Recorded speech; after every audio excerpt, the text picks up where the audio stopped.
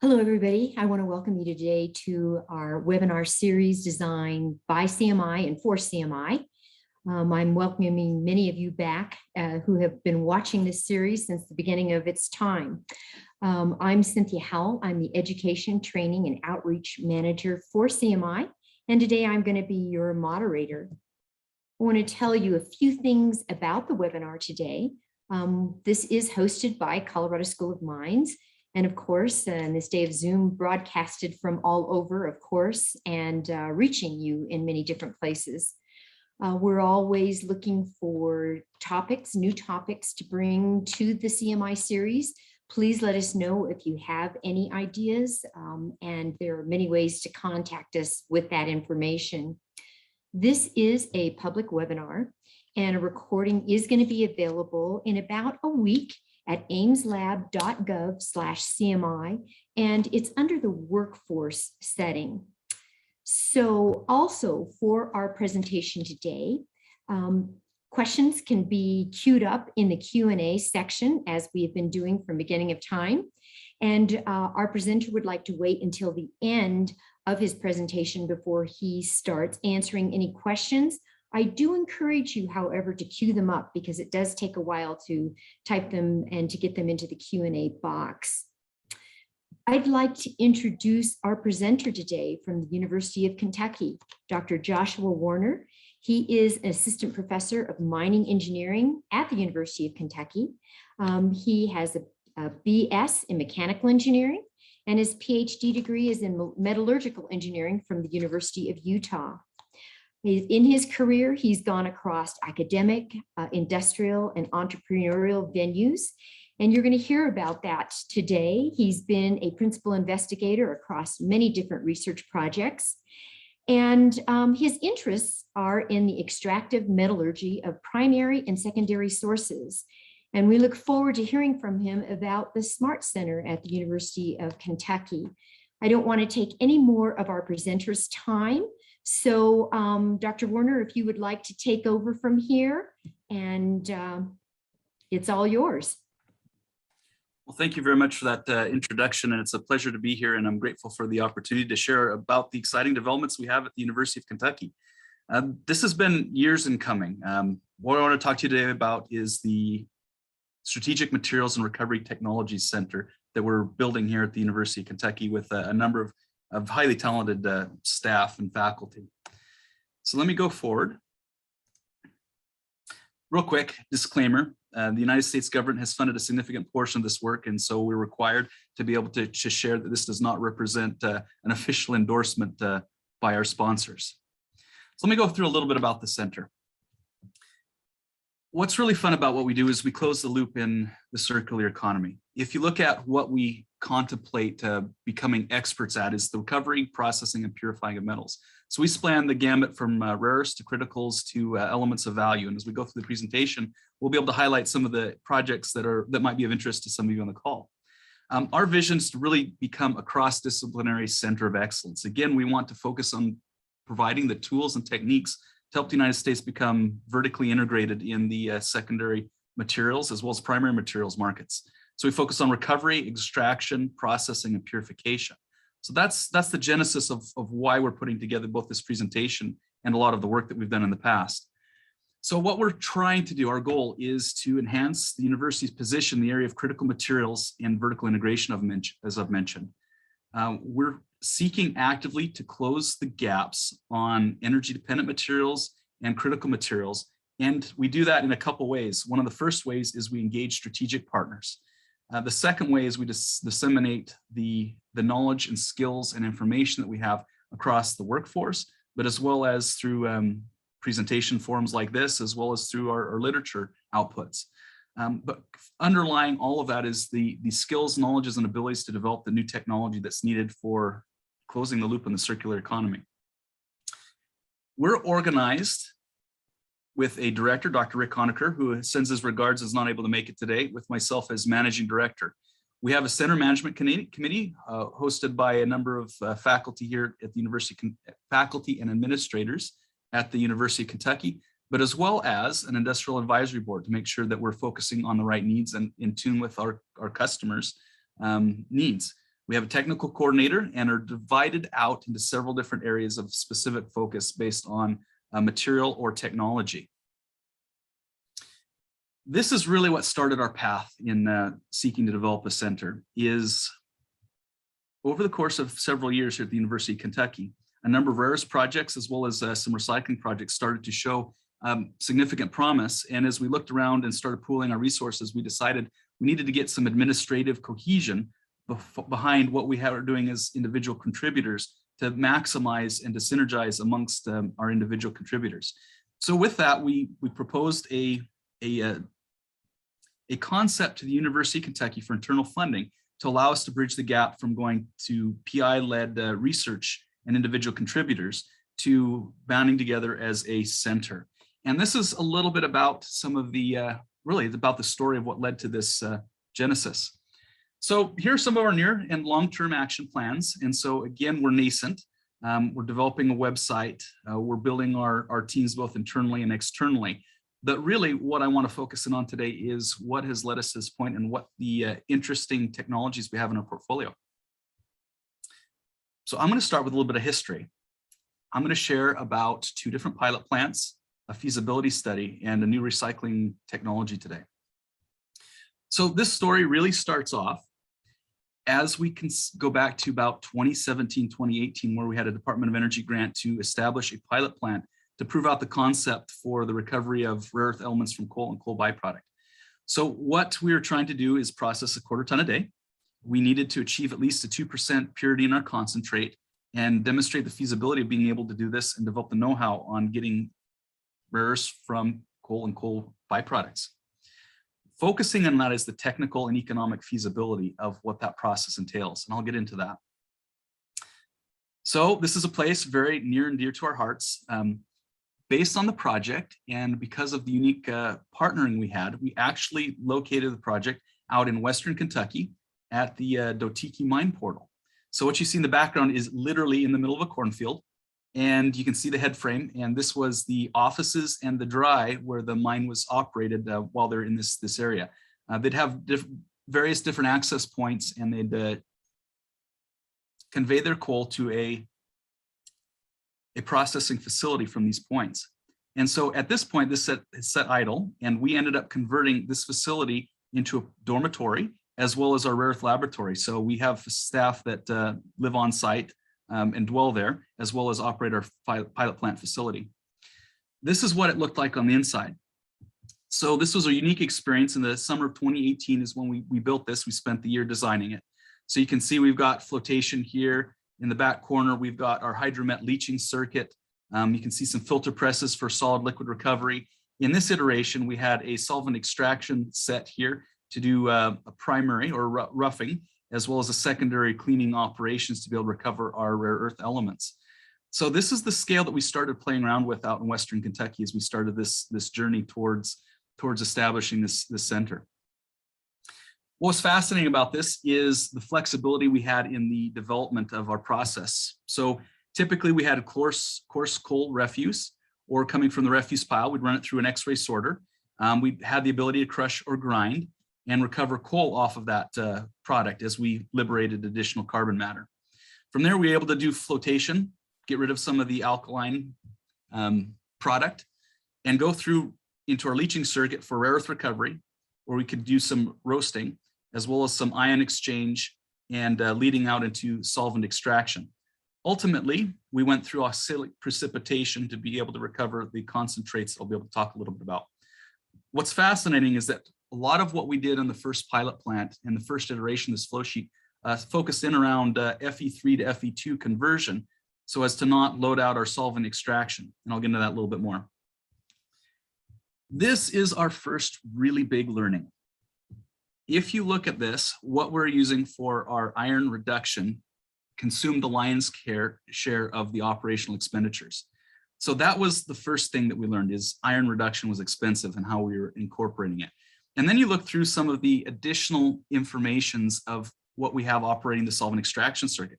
So you can see solvent extraction cleaner and solvent extraction rougher. And the reason is it's very hard to concentrate elements from a dilute source through solvent extraction to a very, very high concentrated state. And so what you see is the chemical expense going through multiple stages of solvent extraction. And you can see from our plot here of the economics, at 14.2 ppm, which is the feed into our solvent extraction plant, you can see the relative costs based on concentration for SX only versus our reduction costs. So we ended up doing a pivot and adding in selective precipitation rather than solvent extraction. So you can see here a shift in thinking in terms of roasting, leaching, filtration, and then selective precipitation, redissolution, filtration, and then oxalic precipitation again. And what's fascinating about this is over the course of these 3 years is looking at our runs in terms of creating a rare earth concentrate, we're able to achieve near parity in both results, both with the selective precipitation process as well as with the solvent extraction process. So that really sets the stage for what I'm going to be going into next, which is pilot plant 2. So there's a brief summary of what we're able to achieve, 90+%, 10 to 100 grams a day, and a major shift in our, we'll call it our process flow sheet. So that was one of the fun things that we did on this process is we designed enough flexibility in to be able to mix and match and not have a project die on the vine when we needed to make a significant change in our flow sheet, which leads me to pilot plant 2. So what the scale of this project is to go 90+% purity and produce about 200 grams a day of rare earth elements. Also, we have to produce a certain amount of critical materials at greater than 2%, and we need to reduce the costs by 50% in our process. So that sets the stage for our current story. This is our process flow sheet. So again, you'll see common elements with what we learned in the first pilot plant going forward to the second. So again, you've got feed, you've got X-ray sorter, you've got some size reduction. We found out that roasting, particularly for the Western Kentucky coals, is very beneficial for increasing recovery. But then you'll see an addition right down here.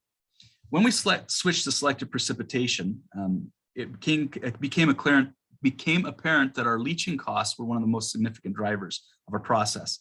So being close to prep plants in coal country, we're able to take a number of pyrite streams coming off those prep plants, and with the assistance of bacteria, we're able to oxidize that pyrite and self-generate acid. And so what you see here is going through a number of leaching tanks, running through a precipitation thickener. We do have a little bit of solvent extraction to extract scandium. Going forward, as we trace this, we've got rare earth precipitation, we've got a rare earth precipitate, we've got an alkaline wash, and then you can see further, we've got a manganese cobalt precipitation step. Our rare earth precipitate is re-leached, insoluble fractions are recovered, and we go through an oxalic precip. So fairly benign in terms of what we're experiencing from a processing flow sheet.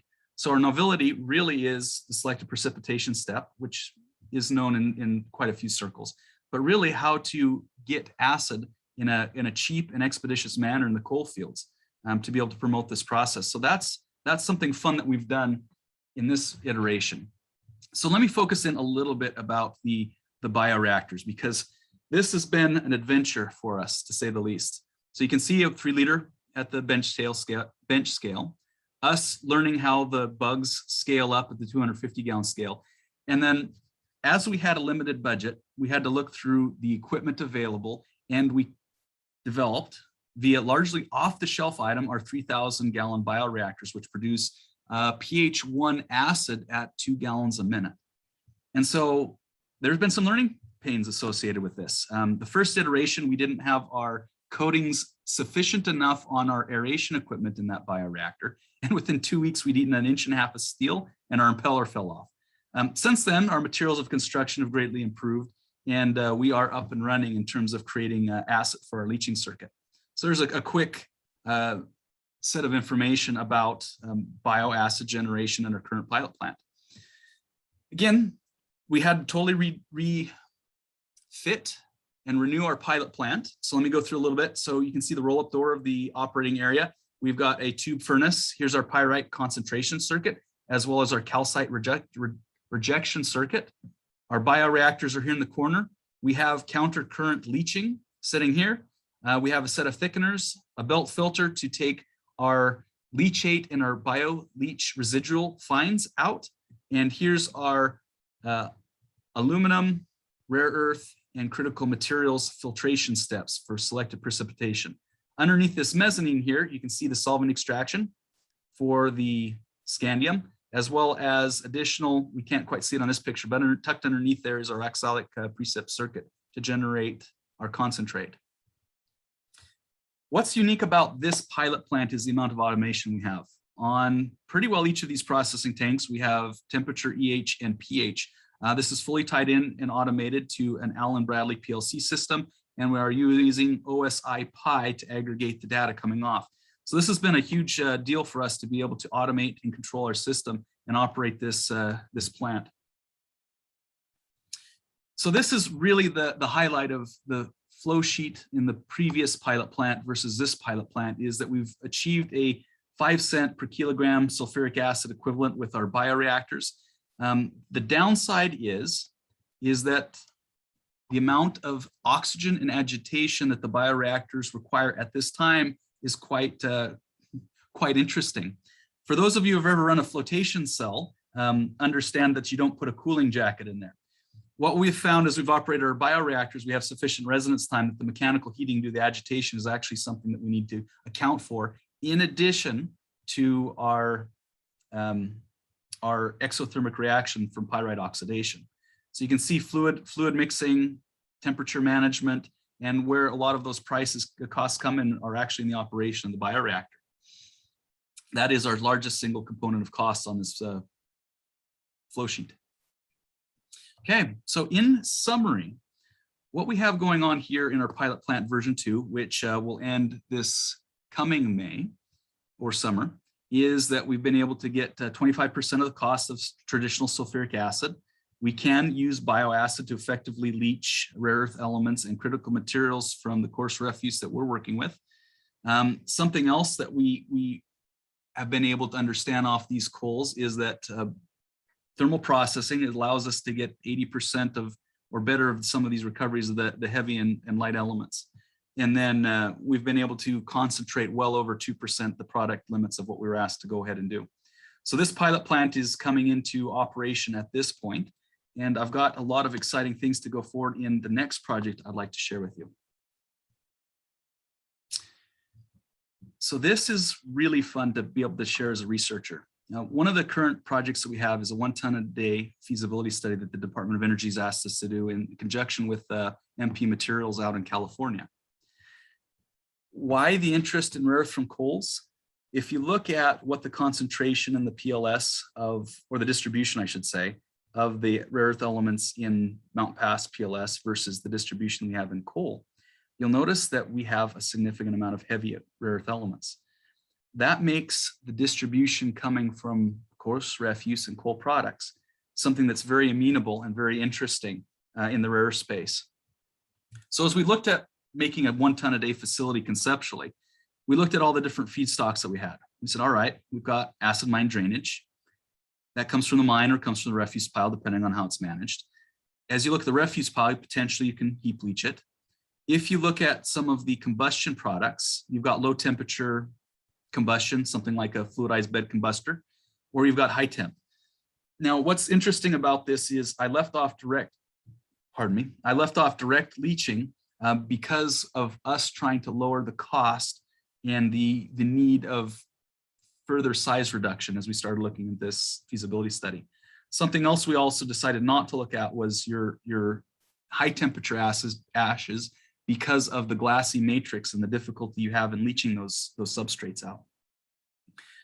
So as we started to boil the ocean, we look at the concentration of rare earth elements in acid mine drainage, and to make 1 ton a day, that's the plot of how many gallons per minute you need based on the parts per million in solution. So we did a simple first principles analysis and said, good heavens, if you have 300,000 gallons a minute at sub 1 ppm, you might be able to make 1 ton a day. That is enormous. So the next thing we asked ourselves was, how do we get our concentration in the liquid up so that your plant is not at an enormous size in a way that you cannot build it? So again, we looked at the literature as well as some of our own data, and we found that most AMDs and the volumes you're generating are not sufficient in a single spot to be able to produce that much rare earth concentrate. So we did the next best thing. We said, how do we make the richest, lowest pH acid mine drainage that you possibly can? And so we turned to heap leaching as a concept to be able to recover the rare earth elements out of coarse refuse that we had available and amenable in this study. So these are options as I've articulated. What's interesting is our concept can use both direct heap leaching, but as well as often when you treat acid mine drainage, you'll have very basic precipitate because of the operation of these AMD treatments that we can use as further as a reagent to help us resolubilize the rare earths, but as well as treat our liquid. And then just a nod out to some of the additional thermal treatments that we had the ability to consider. So this is the conceptual process. Option to bio-oxidize pyrite to create acid, heap leach. Notice we're getting rid of iron. We have to settle our iron. There's aluminum scandium precip step, basic solution to a thickener, filter press. We're actually running an alkaline rinse to be able to further upgrade our product. And notice that we're taking that alkaline product coming off and recycling it again into our aluminum precipitation step. We've got a water wash, precip, dryer, and then shipment to MP for further refining. Wastewater, you'll notice that most of our waters were circulated back around. So one of the key purposes of this study is to understand what the ionic strength of the PLS can be in the heap leach for recirc without poisoning the heap. So our proposed process looks very similar to pilot plant number 2. This shows the relative percent precipitated at various pH ranges of our scoping study and a schematic representation of iron, aluminum, rare earth precip, filtering, rewash, filtering, water wash, drying, and then off to Mountain Pass. So that's the basis of our concept study, and we are in the thick of it as we speak. To really understand what the propensity to leach and to recover off of a heap leach, we worked with one of our project partners to establish a 65-foot by 65-foot heap in Western Kentucky at that pilot plant that I've been showing you. So these are a few of the aspects of the berm, the underliner, as well as the sump. And I'm pleased in a few minutes to be able to walk through the scale of the projects we've undertaken at the University of Kentucky. Now, keep in mind, this is off-site, but I'll walk you through the construction process of our test heap leach pad. So you can see the grading and the construction of the earthworks by GPS equipment to make sure that we're able to get the grades and drainages we need. So this is a picture of what we had to do for surface prep as we put down a geosynthetic clay liner as well as an HDPE liner over top of that. So double containment to prevent the propensity of any leaking. So this is the crew that we had come out to install. So you can see the trench here to hold down the geosynthetic clay liner. So this is the white material. What's interesting about this is liquid gets on it, it'll start swelling up due to the clays to help prevent leaks and provide an impermeable barrier between the underlie as well as the liquid on top as a secondary containment. So this is what it looks like with the GCL and gives you a scope of how big this little heap leach pad is. So here's the installation of the HDPE liner on top of that GCL. It was amazing to watch this crew work. These guys know what they're doing. Very similar to what you do on an ash impoundment or in a municipal waste dump. So you can see them laying it out, cutting their seams, doing quality controls. This was a lot of fun. This crew listed out who welded the seam as well as the test results and the date. So if they had quality control issues in the future, you'd be able to backtrack exactly who done it and what was the issue there. This is the liner completed with us putting drainage over top to facilitate additional permeability through the heap. With us going through setting our coarse overliner on top to provide a permeable boundary between the bottom of the heap and our sump where we'll be collecting the liquids. And this is showing the placement of the coarse refuse on top of our overliner. So you can see we'll be able to put irrigation on top. Liquid percolates down through the heap, and we've got a drainage layer to allow us to collect our liquids out in the sump. So that's our test heap leach pad to generate liquids to test on and to see how our heap is producing and evaluate the concept. Further, we've got 12 16-inch diameter, 17-foot columns to allow us to do a design of experiments on that same material to tweak parameters such as aeration, temperature, pyrite addition, and other things to help us understand to maximize the recovery and concentration in the pregnant leaching solution in our heap leach. So again, that's an add-on that we have at the mine site to be able to do some finer tuned experiments. The last thing that I'd like to talk about is really in the non-ferrous space. So we've talked a lot about rare earths. Let me go through something else that I'm really excited to share from a research standpoint. And again, I'm not going to have a lot of information on this because we're still writing the patents up, and we've got 2 corporations that are interested in licensing this technology. One of the things that we did is we looked at ourselves and we said, look, we've got a good acid-based rare earth portfolio. But what does it look like to go after some of the non-ferrous recycling streams? And so as we started to contemplate that, we just looked at some of the older ammonia-based technologies and said, there is something here that we feel we'd be able to add our expertise to be able to push the needle in terms of technology development. So as we sat down, we started conceptualizing a closed loop recycling process using copper and ammonia to be able to recover copper as well as other elements of value out of streams that are traditionally hard to recycle. So the concept is you have a copper metal using the copper 2+ ion as an electron receiver, and using that redox reaction, you're able to produce copper 1, which you reduce at the cathode. You have a membrane separating the anodic compartment, and at the anode, rather than making oxygen in traditional copper acid electrowinning, you're able to regenerate your oxidizer and put that back in and recycle that back through to your copper leaching. What I'm happy to report is, as we looked at some of the life cycle analysis literature on this, is we considered somebody who is doing this in an acid system with an iron couple. They did a good job on a life cycle analysis comparing it to pyrometallurgy or some of the traditional hydrometallurgy options, for example, using hydrogen peroxide as your oxidizer. And so if you look at how a closed loop electrochemical regeneration of your oxidizer system looks like, you can look at acidification, you can look at the global warming potential, you can look at several different parameters, and you see in every instance that being able to electrochemically regenerate your own oxidizer has been a huge step forward in terms of moderating the ecological impact of copper recycling. And as they have asked me to end this at about 1/2 to take questions, one of the last things I'd like to share is the success that we've experienced in this system. So on the left-hand side here, you can see our closed loop pilot plant for the recycling of non-ferrous metals. And one of the copper plates that we've been able to generate off of our ammonia electrowinning process. I can't share much more than that because the electrowinning cell is proprietary, but we have determined a way of being able to conceptually harvest those cathodes out without some of the significant problems you have with very, very high-end or ion exchangeable membranes. And so with that, I believe it's a great time to turn it over to questions and comments.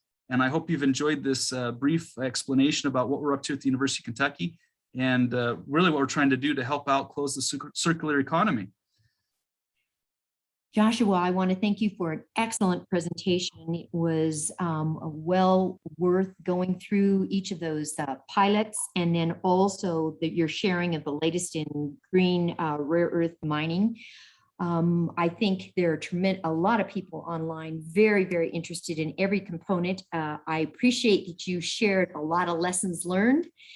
And your challenge to get 1 ton a day from the Department of Energy, it's a worthy one to take on. And hopefully there'll be some other individuals who can add to what you're doing as a result of your great presentation today. It does look like we have a couple of questions queued up. So if you wouldn't mind going ahead and starting with the first one, and we'll take it from here. Great. So let me read out the questions as I've received them. So the first one is from Mark Strauss. Economically speaking, how close is your pilot able to compete for saleable rare earth concentrate on the international market? That's the question.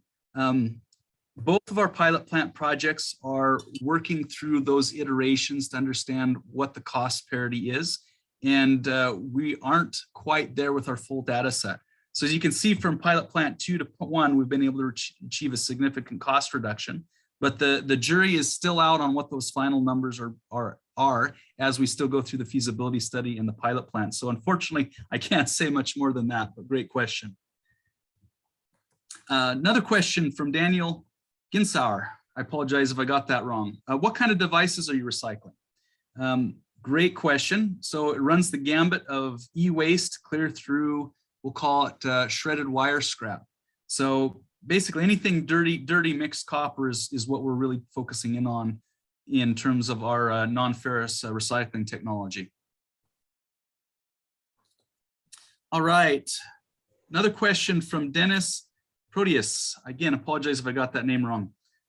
Appreciate it. Thank you for your kind words about the presentation. His first question is about the production cost of 1 kilogram of rare earth oxide from coal sources.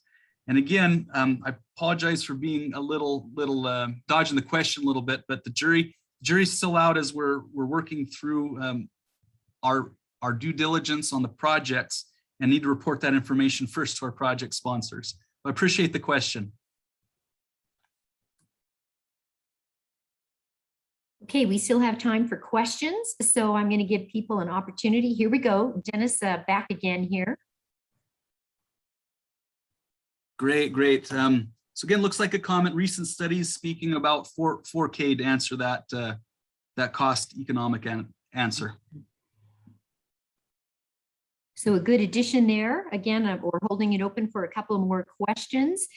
And also, while we're waiting for some questions, Joshua, is there anything, you have your email up there, is there anything that you want to share with people on this line on how they might connect with you with further interest of what you're doing and information? Well, absolutely. It's been wonderful to present to a forum like this, and hopefully what you're gaining is that the University of Kentucky can be a great collaborator. Also that we're going to have on our hands the ability to produce rare earth concentrate. So I know we get a lot of interest from people looking for sources of rare earth concentrate to be able to test and evaluate. So what do we want to communicate with the University of Kentucky, particularly the SMaRT Center, is that if you got questions or comments or opportunities to collaborate, we'd love to hear from you, and we'd like to see what we can do to help out. And while we were waiting there or going through that, we have another question up, if you want to take that one. Great. Is the center funded entirely by the Department of Energy? That's by Patrick Zhang. So what we've shared is those are the individual Department of Energy projects we have. The center is funded off of a small seed grant from the University of Kentucky, as well as we do have several small funds, one from the National Science Foundation, as well as previously from a corporation for our work in the recycling spaces. So again, it's distributed across a number of different funding sources.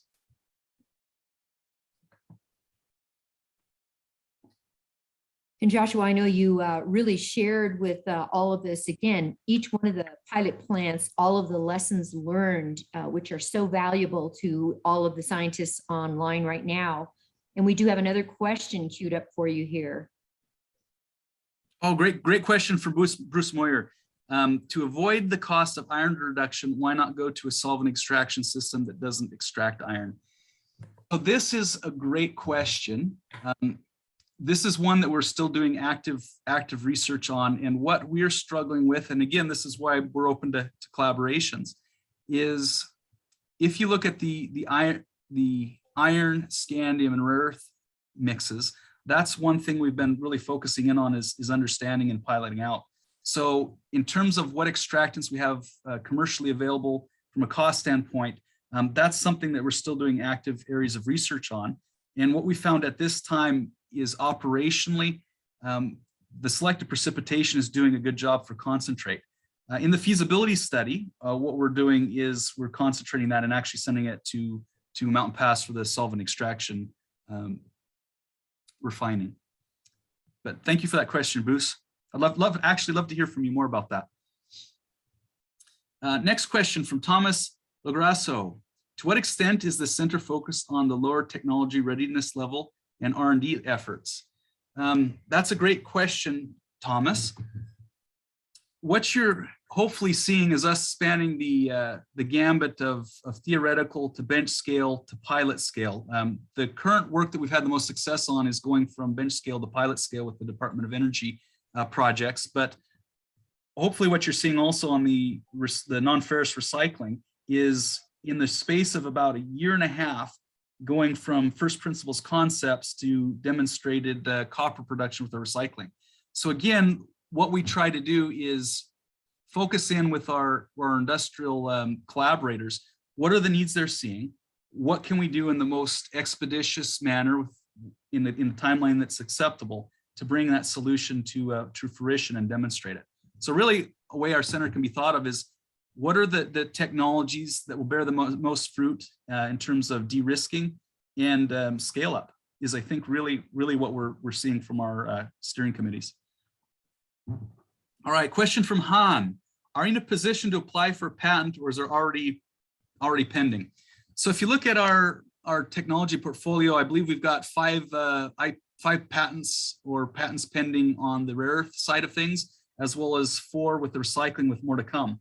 So we have quite a robust patent portfolio. One of the things we're focusing on the recycling side is creating a defensible portfolio for those clients, those partners that are looking to create a business opportunity around the technology we're developing.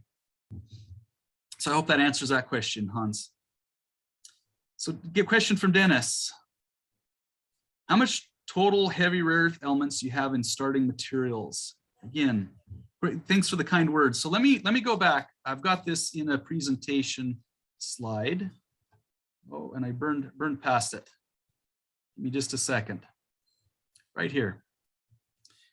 So if you look at our distributions, this distributions follows what we find in our coarse refuse within reason. You can see several different sizes. So let's throw out the acid mine drainage. What you'll see is we're generally playing around 300 to 350 parts per million in the coarse refuse if it's the good stuff. So you can apply that number. Again, I don't have it memorized to each of those elements to be able to kind of back out what the contained concentration is. Hopefully that answers your question in the materials I have available. Thanks for the question, Dennis. Yoshiko Fujita asks, are you recovering the scandium too? And the answer is yes. It depends on the process. In pilot plant 2, we do have a scandium recovery circuit that we're evaluating to see how economical that is. So that is a product we have produced in both pilot plant 1 and pilot plant 2. Pilot plant 3, and again, shout out to Bruce, it would be interesting to understand what additional techniques from the community everyone feels are very beneficial for scandium concentration. So again, you're seeing different approaches and different methods we're using in our process to conceive the recovery of scandium and actually recover scandium. So thank you for the question. All right. Thank you. Anything else you'd like to ask? You have several thank yous, as you noted, from the audience there.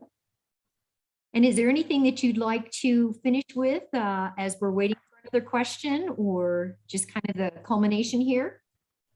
Yeah, just as a culmination, I'm seeing in the requests or the funding opportunity announcements interest in the biological aspects. Just as a researcher, it's been fascinating to conceive of and get to know the bugs a little bit more in terms of the generation of acid in the pyrite, and really what that's driving in terms of acid mine drainage and several of the other things. That's something personally that I never understood before. That's been delightful to learn in the course of this research. One other thing we'd like to end with is, oh, great question, is Hans, what are steps? This is perhaps the funnest job that we all have, and I know we've got a lot of research on here, is what we're finding is how do we cross the gap between where we're at technologically to parity with the market in a way that's de-risked enough that people are, 1, interested, but 2, also able to take and run with your technologies. And that's the highlight I'd like to bring on pilot plant 2, the feasibility study we're working on, as well as the copper recycling, is I think we sacrifice a little bit of the purity of the research, we'll call it, with a focus on what is the nature of the problem we're trying to solve in the end result of who gets to use this.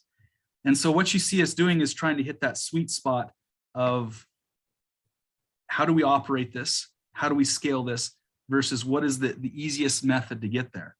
And that's really what our center focuses in on, is on the non-ferrous recycling side. Again, we've got 2 companies interested in licensed technology. How do we get them into our labs? How do we learn more from them about how they operate, what their feed streams are, so we can tailor our approach and our research to be able to meet those needs? So that's really the next step on the partnership side, or the industrial steering committee.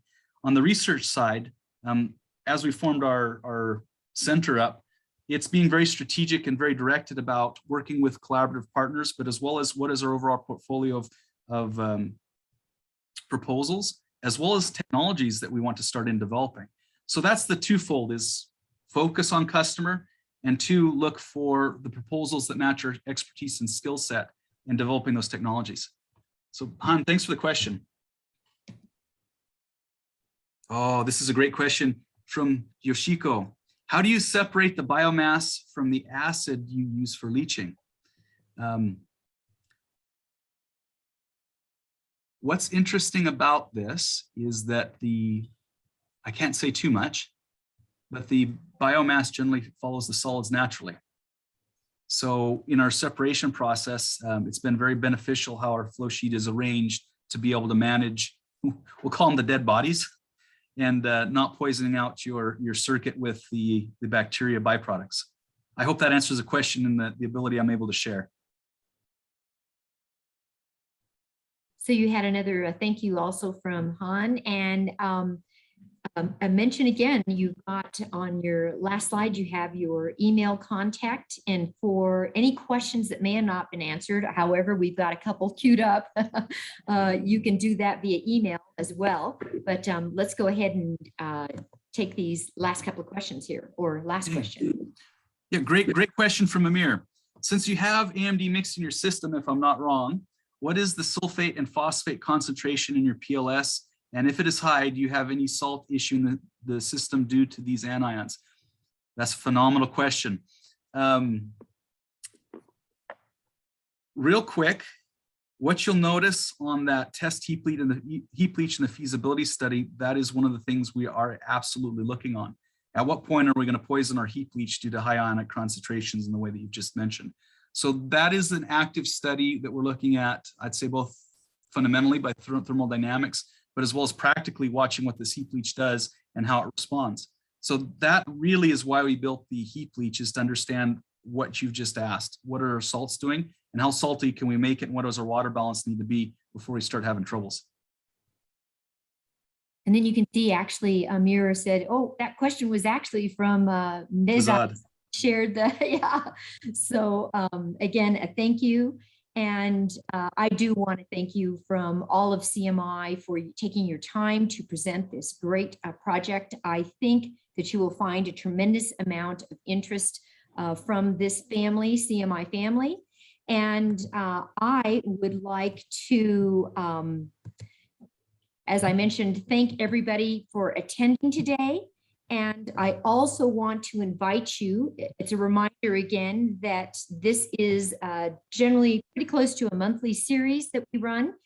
We'd like to have you join us again on November 17th for Rare Earths and Phosphate Occurrence, Significance and Opportunities for Recovery, presented by Patrick Zhang from Florida Polytech University. Obviously, and as in the past, details are going to be in the critical times and at aimslab.gov/CMI under the workforce menu. And that is also where you can find a recording in about a week of this particular presentation. If you have a suggestion for a future webinar, please let us know. We want to thank you again for your time and energy, and thank Joshua again for a fantastic presentation. We look forward to seeing everybody November 17th. Thank you.